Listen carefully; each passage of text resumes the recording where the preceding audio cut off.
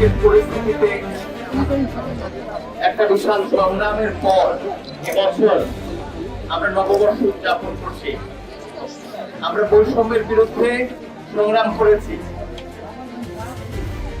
আমি সকালে এর আগেও বলেছি, মহান মুক্তিযুদ্ধ 1971 সনে আমরা একটা রাষ্ট্র নির্মাণ করে আমরা যাত্রা শুরু করেছিলাম লক্ষ্যে পৌঁছানোর জন্য। তো আমরা একাধিকবার ঘোষণ দিয়েছি।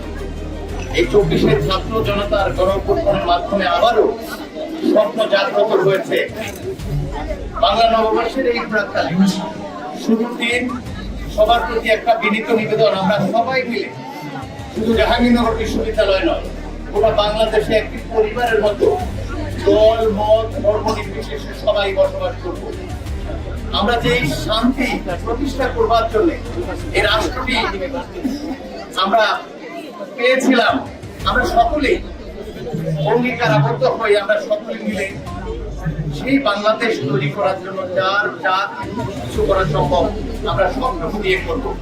জাহাঙ্গীরনগর বিশ্ববিদ্যালয়ের পক্ষ থেকে বাংলা নববর্ষ 1432-এর এই সকালে আমরা জাহাঙ্গীরনগরের পক্ষ থেকে অঙ্গীকার ঘোষণা করছি এবং গোটা দেশবাসীর কাছে এই নিবেদন করছি, চলুন আমরা সবাই মিলে এই স্বপ্নের বাংলাদেশ গড়ে তুলি।